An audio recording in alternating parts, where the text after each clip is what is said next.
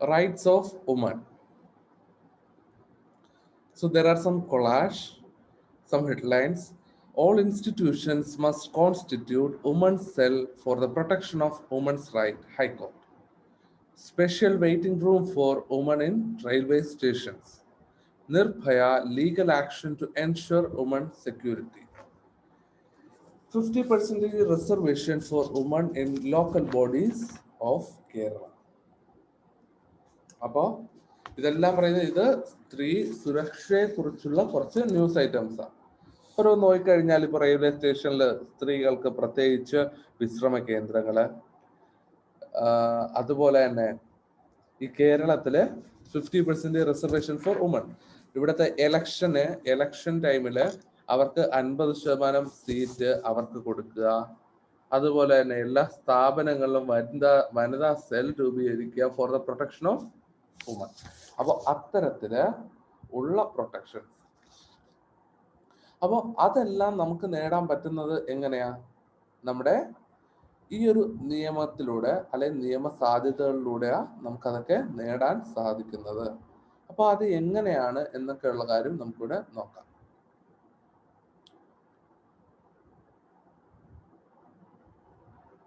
Observe the given news headlines that refers to certain actions related to protection of rights of women. Shanu video ഓണാക്ക്. ഞാൻ പറഞ്ഞില്ലേ, നീ എപ്പോഴും video of ആക്കിയാലും ഞാന് ഉടനെ തന്നെ നിന്റെ അടുത്ത് ഓണാക്കാൻ പറയും. ചുമച്ചത്. ഓക്കെ, അത് കുഴപ്പമില്ല. ഓക്കെ, സോ നമ്മുടെ ഈ ഒരു മുകളിൽ കൊടുത്തിട്ടുള്ള ഈ ഒരു ഹെഡിങ്സ്, ഈ ഒരു ഹെഡ്ലൈൻസ് എന്ന് പറയുന്നത് പ്രൊട്ടക്ഷൻ ഓഫ് വുമൺ. അപ്പോൾ നമ്മുടെ protection of the rights of woman, rights നമ്മുടെ സ്ത്രീകളുടെ അവകാശത്തെ പ്രൊട്ടക്ട് ചെയ്യാൻ വേണ്ടിയിട്ടുള്ളതാണ്. In 1979, the UNO passed a convention on women rights for the prevention of discrimination against women and for their uplift. അതായത് 1979 UNO ഒരു convention നടത്തി. എന്നിട്ട് എന്തിനു വേണ്ടിയിട്ടാ? വുമൺ റൈറ്റ്സിലേക്ക് വേണ്ടിയിട്ട് അവർ ഒരു നടപടി സ്വീകരിക്കാനും എല്ലാത്തിനും ഒരു ഐക്യരാഷ്ട്രസഭയുടെ, UNOയുടെ ഐക്യരാഷ്ട്ര സഭയിൽ അംഗീകരിക്കാൻ വേണ്ടിയിട്ട്, അല്ലെങ്കിൽ ഇവരുടെ ഉന്നമനത്തിന് വേണ്ടിയിട്ട്, സ്ത്രീകളുടെ ഉന്നമനത്തിനും അതുപോലെ തന്നെ അവർക്കെതിരെ നടക്കുന്ന ഡിസ്ക്രിമിനേഷൻ എന്ന് പറഞ്ഞു കഴിഞ്ഞാൽ അവർക്കെതിരെ നടക്കുന്ന ഈ സ്ത്രീ വിവേചനവും അതുപോലെ തന്നെ ഉപദ്രവങ്ങളും എല്ലാം അവസാനിപ്പിക്കുക, അല്ല എങ്കിൽ അതിൽ നിന്ന് ഒരു മോചനം നേടുക എന്നുള്ള ഉദ്ദേശത്തോടുകൂടെ UNO പാസ്സാക്കിയതാണ് അവർക്ക് വേണ്ടിയിട്ടുള്ള ആ ഒരു convention on woman rights. What are the special rights for woman? Examine the chart. അപ്പൊ ഇവിടെ കൊടുത്തിട്ടുണ്ട് 3 കാര്യങ്ങൾ. Equal pay for equal work. അതായത് നമുക്കറിയാം നമ്മുടെ ഇപ്പൊ നമ്മുടെ വീടുകളില് എന്താ, ഈ വീടുകളിൽ ഈ മേസ്ത്രി പണിക്കൊക്കെ വരുമ്പോ അതിൽ ചിലപ്പോൾ സ്ത്രീകളും കാണും. അപ്പൊ അവര് ശ്രദ്ധിച്ചാൽ അറിയാം, അവർക്ക് സ്ത്രീകൾക്ക് കൊടുക്കുന്ന പൈസയും ആണുങ്ങൾക്ക് കൊടുക്കുന്ന പൈസയും തമ്മിൽ വ്യത്യാസം ഉണ്ടാവും. ഇപ്പൊ കയ്യാൾ അല്ലെങ്കിൽ മേസ്ത്രിമാരിൽ അവർക്ക് 1000, ആണുങ്ങൾക്ക് 1000 രൂപ കൊടുക്കുകയാണെങ്കിൽ ചിലപ്പോ പെണ്ണുങ്ങൾക്ക് 800 രൂപയായിരിക്കും കൊടുക്കുക. അപ്പോൾ അത്തരത്തില് ഉള്ള ഡിഫറൻസ് എല്ലാ സ്ഥലങ്ങളിലും ഉണ്ടായിരുന്നു. അതുകൊണ്ടാണ് ഇവിടെ പറയുന്നത് equal pay for equal work. അപ്പോൾ ഒരു വർക്ക് ചെയ്യുന്നതില് ഒരേ വർക്ക് ചെയ്യുന്നതില് 2 പേർക്കും, ആണ് പെണ്ണെന്ന ഡിഫറൻസ് ഇല്ലാതെ 2 പേർക്കും ഒരേപോലെ പേയ്മെന്റ് കൊടുക്കണം, ഒരുപോലെ തന്നെ അവർക്ക് പൈസ കൊടുക്കണം. അടുത്ത equal status in social, economic and political sphere. അതായത് അവർക്ക് രാഷ്ട്രീയത്തിലും അല്ലെങ്കിൽ സാമ്പത്തിക സാമൂഹ്യ മേഖലകളിലും ഒരുപോലെ പരിഗണന. ഇപ്പൊ നമ്മുടെ കേരള ഗവൺമെന്റ് ചെയ്തത്, കേരള ഗവൺമെന്റ് പറഞ്ഞു 50% 50% റിസർവേഷൻ ഫോർ വുമൺ.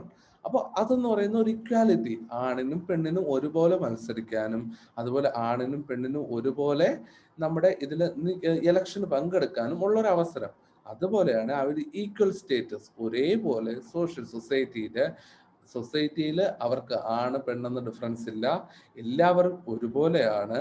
അതുപോലെ എക്കണോമിക് ആൻഡ് പൊളിറ്റിക്കൽ സ്ഫിയർ, അത് സാമ്പത്തിക മേഖലകളായാൽ പോലും, അല്ല എങ്കിൽ പൊളിറ്റിക്കൽ സ്ഫിയർ, നമ്മുടെ ഈ പൊളിറ്റിക്സിലായാൽ പോലും അവർക്ക് ഒരേപോലുള്ള പരിഗണന കൊടുക്കണം. ആണുങ്ങൾക്ക് കിട്ടുന്നത് പോലെ തന്നെ അവർക്കും സ്ത്രീകൾക്കും ഒരുപോലത്തെ പരിഗണന കൊടുക്കണം.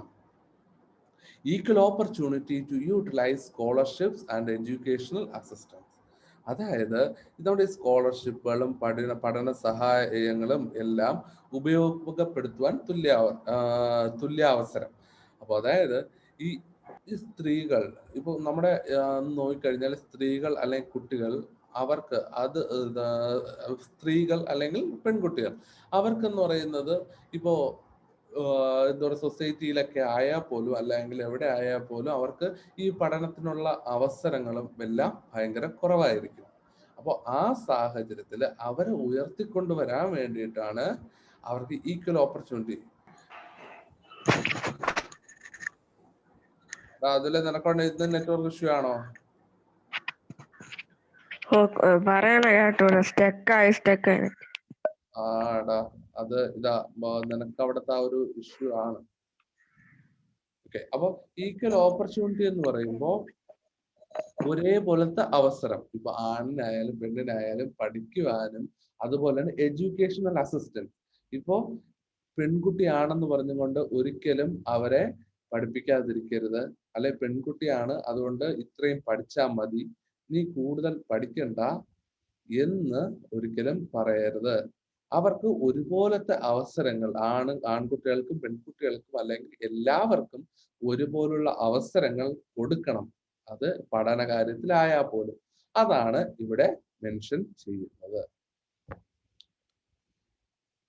Equality with men in all respect is right of woman. അപ്പോ ഞാൻ നേരത്തെ പറഞ്ഞ പോലെ ഇപ്പൊ വേജിലായാലും അല്ലെങ്കിൽ സാമ്പത്തിക പൊളിറ്റിക്കൽ ആയാലും അല്ലെങ്കിൽ എഡ്യൂക്കേഷൻ അതിലായാൽ പോലും ഇക്വാലിറ്റി വിത്ത് മെൻ, ആണുങ്ങളുടെ പോലെ ഒരുപോലത്തെ ആ ഒരു തുല്യാവകാശം എന്ന് പറയുന്നത് റൈറ്റ് ഓഫ് വുമൻ, സ്ത്രീകളുടെ അവകാശമാണ്. ആണുങ്ങളുടെ പോലെ തന്നെ തുല്യാവകാശമുണ്ട് സ്ത്രീകൾക്കും. For the protection of woman's right, woman commission function at the national and state level.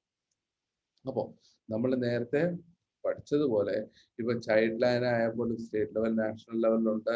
അതുപോലെ തന്നെ എന്താ ഹ്യൂമൻ റൈറ്റ് കമ്മീഷൻ, ഇപ്പൊ ഹ്യൂമൻ റൈറ്റ് കമ്മീഷൻ ആയാൽ പോലും സ്റ്റേറ്റ് ലെവലിലും നാഷണൽ ലെവലും ഉണ്ട്.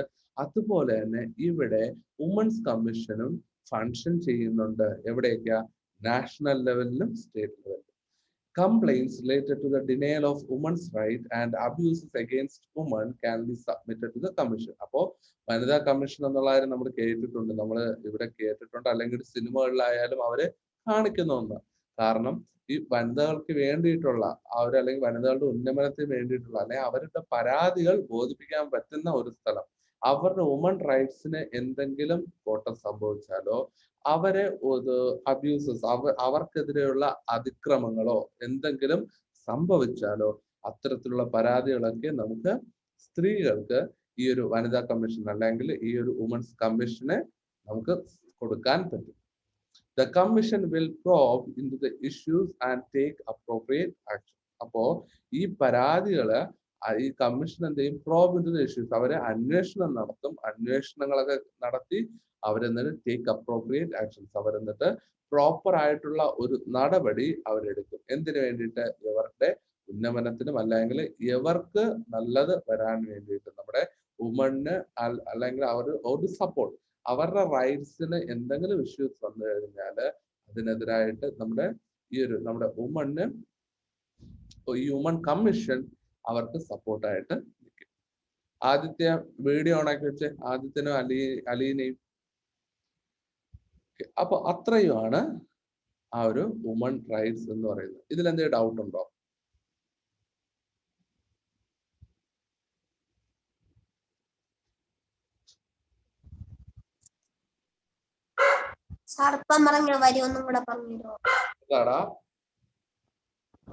ലാസ്റ്റത്തെ ആണോ?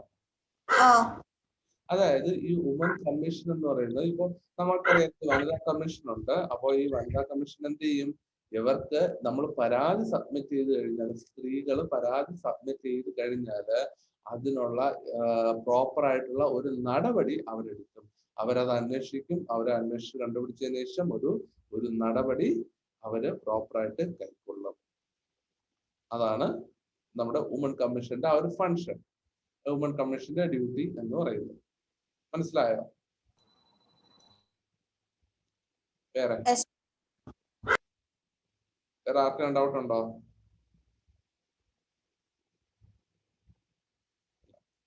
അപ്പോ ഇതിൽ ഈ ഒരു ചാപ്റ്ററിൽ നമുക്കിപ്പോ child right commission, child line ആയാലും അല്ലെങ്കിൽ human right commission, woman commission, ഇതിന്റെ ഫങ്ഷൻസും നിങ്ങൾ പഠിക്കണം. അതൊക്കെയാണ് അതിൽ ഏറ്റവും ഇമ്പോർട്ടന്റ് ആയിട്ടുള്ള കാര്യം.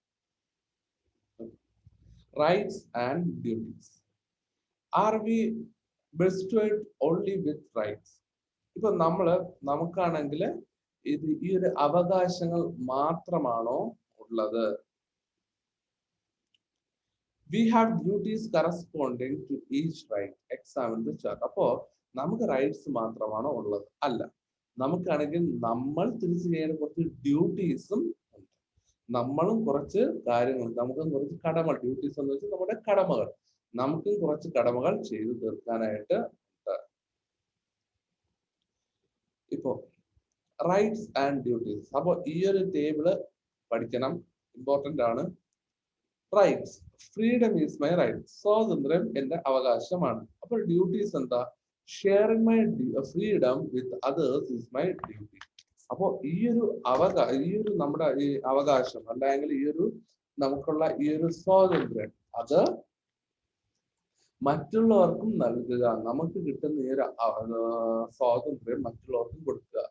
അതായത് ഇപ്പോ നമുക്ക് സ്വാതന്ത്ര്യം വേണം എന്ന് പറഞ്ഞുകൊണ്ട് മറ്റുള്ളവരുടെ സ്വാതന്ത്ര്യം നഷ്ടപ്പെടുത്താനായിട്ട് നമ്മൾ ഒരിക്കലും ശ്രമിക്കരുത്. അങ്ങനെ ചെയ്തു കഴിഞ്ഞാൽ അത് തെറ്റാണ്. അപ്പൊ നമ്മുടെ ഡ്യൂട്ടിയാണ് മറ്റുള്ളവർക്കും ആ ഒരു സ്വാതന്ത്ര്യം കിട്ടുവാനായിട്ട് ശ്രമിക്കുക. Rights. As a child protection is my right. അപ്പൊ ചൈൽഡിന് ഒരു പ്രൊട്ടക്ഷൻ എന്ന് പറയുന്നത് എന്റെ അവകാശമാണ്. To protect me is the duty of my parents. അപ്പോൾ നിങ്ങളുടെ പാരന്റ്സിന്റെ ഡ്യൂട്ടി എന്താ? നിങ്ങളെ പ്രൊട്ടക്ട് ചെയ്യുക. പ്രൊട്ടക്ഷൻ എന്ന് പറയുന്നത് എന്റെ അവകാശമാണ്, പക്ഷെ അത് ആരുടെ ഡ്യൂട്ടിയാ? നിങ്ങളുടെ പാരന്റ്സിന്റെ ഡ്യൂട്ടിയാണ് നിങ്ങളെ സംരക്ഷിക്കുക എന്ന് പറയുന്നത്. Care in old age is the right of parents. അപ്പോ ഈ വാർദ്ധക്യകാലത്ത് അല്ലെങ്കിൽ വയസ്സായി കഴിയുമ്പോൾ പാരന്റ്സിനെ നോക്കുക എന്നുള്ളത് പാരന്റ്സിനെ സംരക്ഷിക്കുക അല്ലെങ്കിൽ പാരന്റ്സിന് കിട്ടേണ്ട സംരക്ഷണം എന്ന് പറയുന്നത് അവരുടെ റൈറ്റ് അല്ലെങ്കിൽ അവകാശമാണ്. To give my parents due care in old age is my duty. അതായത് നമ്മുടെ ഡ്യൂട്ടിയാണ് അല്ലെങ്കിൽ മക്കളുടെ ഡ്യൂട്ടിയാണ് നമ്മളുടെ പാരന്റ്സിനെ വാർദ്ധക്യകാലത്ത് നോക്കുക എന്നുള്ളത്. Education and basic facilities for education is my right. അപ്പോ നിയമം അനുസരിച്ചും എല്ലാം ഈ എഡ്യൂക്കേഷൻ, നമ്മുടെ വിദ്യാഭ്യാസവും, അപ്പോൾ വിദ്യാഭ്യാസത്തിനേക്കുള്ള ഈ നമ്മുടെ ഫെസിലിറ്റീസ്, അതിനുള്ള അടിസ്ഥാന സൗകര്യങ്ങളും അതും എന്ന് പറയുന്നത് നമ്മുടെ റൈറ്റ് ആണ്. To obey the rules of the school is my duty. പക്ഷേ ഇതെന്ന് പറയുന്നത് അല്ലെങ്കിൽ വിദ്യാഭ്യാസം എന്ന് പറയുന്നത് നമ്മുടെ അവകാശമാണ്. പക്ഷേ നമ്മുടെ ഡ്യൂട്ടി എന്താ, അല്ലെങ്കിൽ നമ്മുടെ കടമ എന്താ?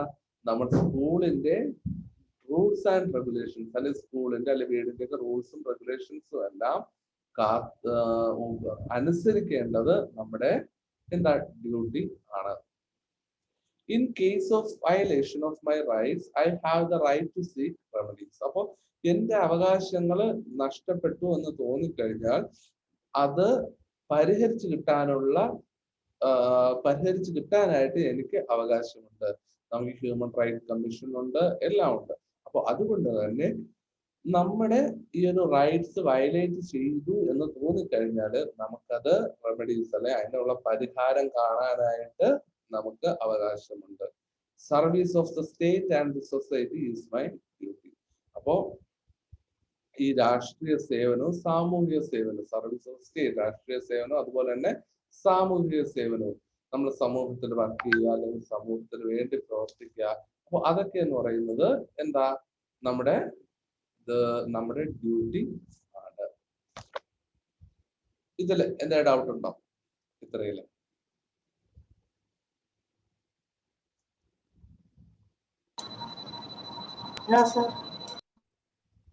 ആർക്കെങ്കിലും?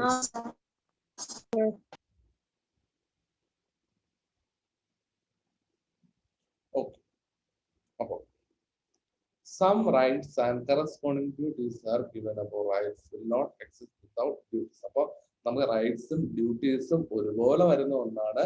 നമ്മുടെ റൈറ്റ്സ് ഡ്യൂട്ടീസ് ചെയ്യാതെ ഒരിക്കലും നമ്മുടെ റൈറ്റ്സ് നമുക്ക് പരിപാലിക്കാനായിട്ട് പറ്റത്തില്ല. നമ്മുടെ റൈറ്റ്സ് എന്ന് പറയുന്നത് ഈ ഡ്യൂട്ടീസിനോടൊപ്പം തന്നെ നിൽക്കുന്ന ഒന്ന് തന്നെയാണ് ഈ റൈറ്റ്സ് എന്ന് പറയുന്നത്.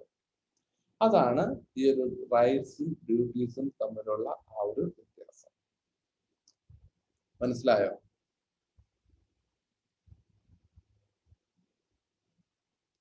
എടാ മനസ്സിലായോ? ആദ്യത്തെ വീഡിയോ ആണാക്ക്. സാർ ഇപ്പൊ പറഞ്ഞ ഒന്നും കൂടെ പറയോ? ഏതാടാ? ലാസ്റ്റ് പറഞ്ഞാണോ?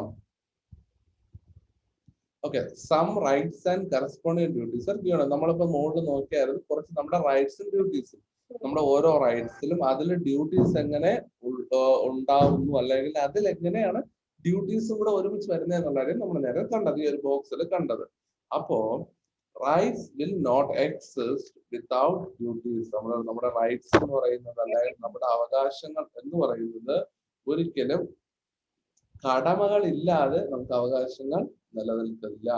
അല്ലെങ്കിൽ നമ്മൾ ഡ്യൂട്ടീസും അതുപോലെ തന്നെ റൈറ്റ്സും ഒരുപോലെ നിന്നാൽ മാത്രമേ നമുക്കത് അനുഭവിക്കാൻ പറ്റൂ. കാര്യം നമ്മൾ ഡ്യൂട്ടീസ് കറക്റ്റ് ആയിട്ട് ചെയ്താലേ നമുക്ക് അതിന്റെ ആ ഒരു റൈറ്റ്സ് നമുക്ക് കിട്ടത്തുള്ളൂ.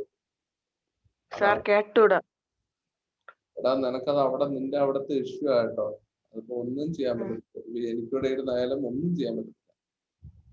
ഇത് നീ അവിടെ എവിടെയെങ്കിലും ഒരു സ്ഥലം കണ്ടുപിടിക്കാൻ ശ്രമിക്കും. അതായത് റേഞ്ച് കുറച്ചുകൂടെ കിട്ടുന്ന സ്ഥലം ഒന്ന് കണ്ടുപിടിക്കാനായിട്ട് ശ്രമിക്കും. നിന്റെ അവിടുത്തെ റേഞ്ചിന്റെ ആ ഒരു ഇഷ്യൂ ആണ്. ഓക്കെ. അപ്പോ അത്ര തന്നെയാണ് ഈ ഒരു ചാപ്റ്റർ എന്ന് പറയുന്നത്. അപ്പോ സമ്മറി നോക്കാം. Governments can be categorised as democratic and non democratic. നമ്മൾ നോൺ ഡെമോക്രാറ്റിക്കിനെ കുറിച്ചും ഡെമോക്രാറ്റിക് ഗവൺമെന്റിനെ കുറിച്ചും പഠിച്ചു. The prominent factor that distinguishes democratic government from non-democratic government is the rights they ensure. അപ്പോൾ അവകാശങ്ങളാണ് ഈ ഡെമോക്രാറ്റിക് ഗവൺമെന്റ് നോൺ ഡെമോക്രാറ്റിക് ഗവൺമെന്റിൽ നിന്നും ഡെമോക്രാറ്റിക് ഗവൺമെന്റിനെ വ്യത്യാസപ്പെടുത്തുന്നത് ഈ ഒരു റൈറ്റ്സ്, അല്ലെങ്കിൽ ജനങ്ങൾക്കുള്ള, അല്ലെങ്കിൽ സിറ്റിസൺസിനുള്ള ഒരു റൈറ്റ്സ്, അവകാശങ്ങൾ ആണ്. The list of rights included in the constitution is known as Bill of Rights. അപ്പോ ഈ ഒരു കോൺസ്റ്റിറ്റ്യൂഷനില് ഒരു ബിൽ ഓഫ് റൈറ്റ്, ആദ്യത്തെ വീഡിയോ ആണാക്ക്. ഈ ഒരു കോൺസ്റ്റിറ്റ്യൂഷനില് ഒരു സെറ്റ് റൈറ്റ്സ് അവിടെ ഉണ്ട്. അതിനെയാണ്, ആ ഒരു റൈറ്റ്സ് അതിൽ കൊടുത്തിട്ടുള്ളതിനെയാണ് ബിൽ ഓഫ് റൈറ്റ്സ് എന്ന് പറയുന്നത്. In modern times rights are generally considered as human rights. അപ്പോൾ നമ്മുടെ ഈ ഒരു മോഡേൺ ടൈമിൽ നമ്മൾ ഇതൊക്കെ നേരത്തെ നോക്കിയതാ. ഈ നമ്മുടെ റൈറ്റ്സ് എന്ന് പറയുന്നത് ഹ്യൂമൻ റൈറ്റ്സ് ആയിട്ടാണ് കൺസിഡർ ചെയ്യുന്നത്. അപ്പൊ അവിടെ തന്നെ നമുക്ക് ഇത് ഹ്യൂമൻ റൈറ്റ് കമ്മീഷനും എല്ലാം നാഷണൽ ലെവലിലും സ്റ്റേറ്റ് ലെവലിലും ഒക്കെ ഉണ്ട്. Special consideration is given to rights of children and woman. അപ്പൊ വുമണും ചിൽഡ്രനും സ്പെഷ്യൽ റൈറ്റ്സും കാര്യങ്ങളൊക്കെ ഉണ്ട്. We have duties corresponding to rights. അപ്പൊ നമുക്ക് ഈ അവകാശങ്ങൾ സംരക്ഷിക്കുന്നതിനോടൊപ്പം തന്നെ നമുക്ക് കുറെ ഡ്യൂട്ടീസും അല്ലെങ്കിൽ കുറെ കടമകളും ഉണ്ട്. അപ്പോ ഇവിടെ കൊടുത്തിട്ടുള്ള ഈ ഒരു ചാർട്ട് ഏറ്റവും എളുപ്പത്തിന് വേണ്ടിയിട്ട്, അപ്പൊ ഗവൺമെന്റ് അതിൽ ഡെമോക്രാറ്റിക് ഉണ്ട്, നോൺ ഡെമോക്രാറ്റിക് ഉണ്ട്. അതില് നോൺ ഡെമോക്രാറ്റിക്കിലാണെങ്കിൽ റൈറ്റ്സ് ആർ ലിമിറ്റഡ്. നമുക്ക് കുറച്ച് അവകാശങ്ങളേ ഉള്ളൂ. കാര്യം രാജ്യം, ഭരണം അല്ലെങ്കിൽ മിലിറ്ററി അവർ പറയുന്നത് പോലെ മാത്രമേ നടക്കത്തുള്ളൂ. പക്ഷെ ഡെമോക്രാറ്റിക് ഗവൺമെന്റിലാണെങ്കിൽ നമുക്ക് നമ്മുടെ അവകാശങ്ങൾ പ്രൊട്ടക്ട് ചെയ്യും. അപ്പൊ അങ്ങനെയാണ് എന്തൊക്കെ rights? Human rights, children rights, human rights. ഇത്രയാണ് നമുക്കിവിടെ പഠിക്കാനുള്ളത്. ബാക്കി കുറെ റൈറ്റ്സ് ഉണ്ട്, പക്ഷെ ഇവിടെ നമുക്ക് ഇത്രേ പഠിക്കാനുള്ളൂ. അപ്പൊ ഇതിനെ കുറിച്ചുള്ള എക്സ്പ്ലനേഷനും കാര്യങ്ങളൊക്കെയാണ് നമ്മൾ ഈ ഒരു ചാപ്റ്ററിലൂടെ നോക്കിയത്. ഈ ചാപ്റ്ററിൽ എന്തെങ്കിലും ഡൗട്ട് ഉണ്ടോ?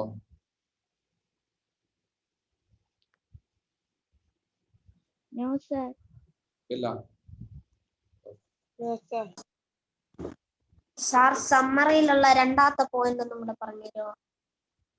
സമ്മറിയിലുള്ള രണ്ടാമത്തെ point, the prominent factor that distinguish democratic government from non-democratic government is the rights they ensure. അതായത് നമ്മുടെ ഈ ഒരു നോൺ ഡെമോക്രാറ്റിക് ഗവൺമെന്റിൽ നിന്ന് ഡെമോക്രാറ്റിക് ഗവൺമെന്റ് വ്യത്യസ്തമായിരിക്കുന്നത് എന്തെന്ന് ചോദിച്ചാൽ വെച്ചാൽ അത് നമുക്ക് കിട്ടുന്ന ആ ഒരു റൈറ്റ്സ്, അല്ലെങ്കിൽ നമ്മുടെ റൈറ്റ്സിനെ നമ്മൾ ഡെമോക്രാറ്റിക് ഗവൺമെന്റ് പ്രൊട്ടക്ട് ചെയ്യുന്നു, അല്ലെങ്കിൽ റൈറ്റ്സ് നമ്മുടെ അവകാശങ്ങളൊക്കെ നമുക്ക് തരുന്നു.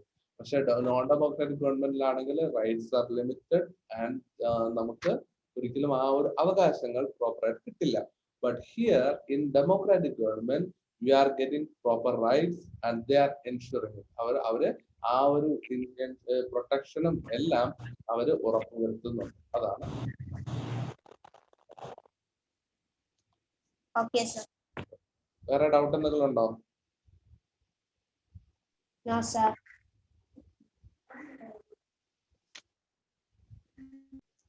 അപ്പോ അത്ര തന്നെയാണ് നിങ്ങളുടെ ഈ ഒരു ചാപ്റ്റർ. അപ്പോൾ ഈ ഒരു ചാപ്റ്റർ കഴിഞ്ഞു. ഈ ചാപ്റ്റർ ഈ എക്സാമിനില്ല, അടുത്ത എക്സാമിന് നമുക്കത് നോക്കാം.